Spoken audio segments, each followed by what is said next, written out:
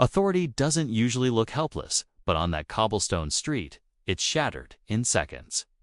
When the female officer fell to her knees, pinned there by two men in tailored suits, fear flashed across her trained face as she watched a polished shoe rise and crash down into the ribs of the canine beside her. The sound that followed wasn't a bark or a growl. It was a broken, ragged breath, raw, painful, and loud enough to freeze the entire street. I share new stories here every day, and I would really appreciate it if you hit subscribe and liked my video. Now, let's jump back into my story. I'm sure you love it if you keep listening till the end, and tell me from which part of the world you are watching this story. I am interested to know. How far away this story travel? People stood frozen. Phones half raised, unsure whether to record or run. No one stepped forward. The two men restraining the officer weren't arresting her, they were holding her still, smiling like spectators at a private show. Tears streaked down her face, not from fear for herself, but from watching her partner suffer. The dog had done nothing wrong. He had protected her, obeyed her, trusted her. The wealthy young man laughed as he delivered another kick, slower this time, savoring the moment. Power clung to him like perfume. His family name owned buildings, courts, silence. Consequences had never found him before, and he believed they never would. The dog tried to roll away, claws scraping uselessly against stone. His eyes never left the officer's face, loyal, terrified, unbroken. She screamed for help, her voice cracking as she begged them to stop.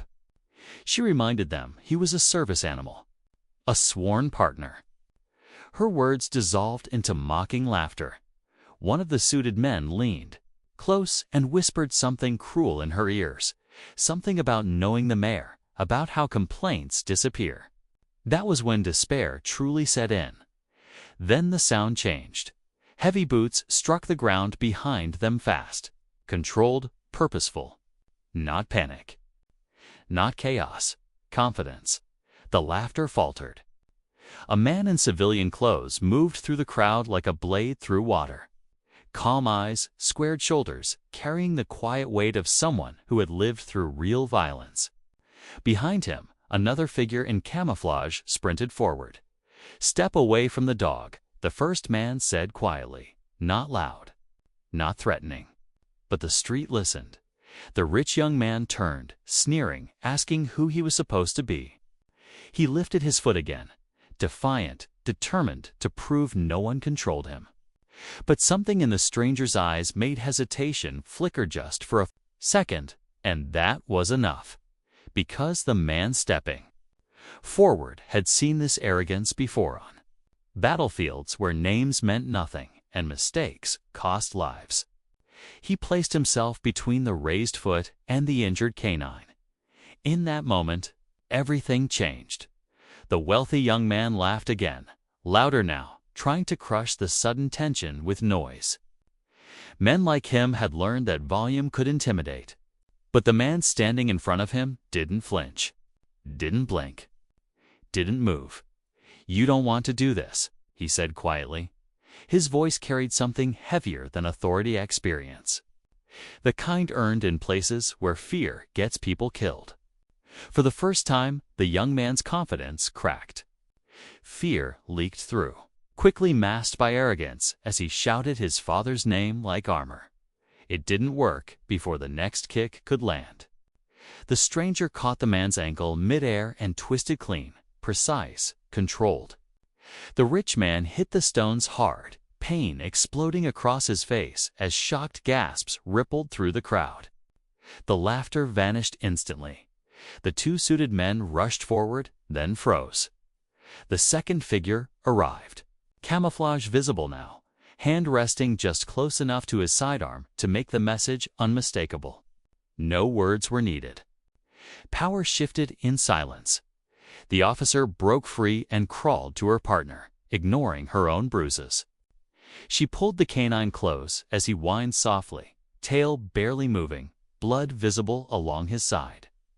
Her hand shook as she checked his ribs, whispering reassurances through tears. The stranger knelt beside them, removing his jacket and pressing it gently against the wounds. Sirens wailed in the distance. Real authority this time. Uniformed officers flooded the street as phones lifted higher, footage already spreading. The truth moved fast once courage opened the door. The young man screamed threats as he was cuffed lawyers, revenge, consequences, but none of it mattered now. Cameras don't forget. Witnesses don't unsee cruelty in daylight. Medics carefully lifted the canine onto a stretcher. As they did, the dog turned his head just enough to look back at his handler. His eyes were tired, hurt, still trusting. The officer collapsed, clutching the stranger's arm in silent gratitude, words failing her completely. Later, as the crowd dispersed and justice settled in quietly, the man walked away without waiting for praise. Heroes like him never do. Behind him, an officer stayed by her partner's side. A city learned a lesson money couldn't erase.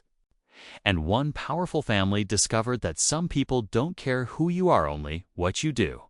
If this story moved you, let it remind you of something simple and powerful. Cruelty only survives in silence, but courage changes everything. Stay with this channel for more stories that Mataran never forget to stand up when it counts. Thanks for watching till end. Please like and subscribe my channel. I will be very thankful to you.